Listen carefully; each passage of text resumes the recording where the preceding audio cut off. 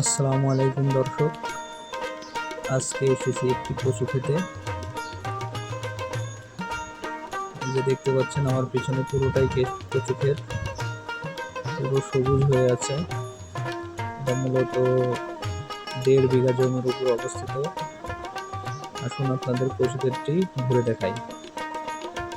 এই যে দর্শক দেখতে পাচ্ছেন কি সুন্দর সবুজে ঘেরা, এবং নিচে সারিভাবে কচু গাছ লাগানো। মূলত এটি লতি কচু। এই কচুতে এটা লতি কচু, এখানে লত হিসাবে কচু নামে। আপনারা ভাবতে পারেন কচু গাছ বলতে যেটা গোল গোল কচু বোঝায়, সেটা আসলে এটা সেই কচু না, এটা হচ্ছে লতি কচু। এটা মূলত পানিতে হয়, পানি ছাড়া এই কচু হয় না। দেখুন দর্শক, জমির মালিক পানি দিয়ে রাখছে। যে দেখুন কি সুন্দর লত নামছে, যে এখান থেকে সংগ্রহ করা হয়েছে। মূলত সবসময় পানি রাখা লাগে কচুর খেতে, না হলে এটা হবে না।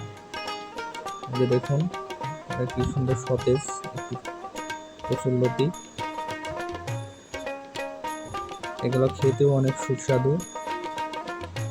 দেখুন পুরো ক্ষেতটি সবুজে ঘিরে আছে।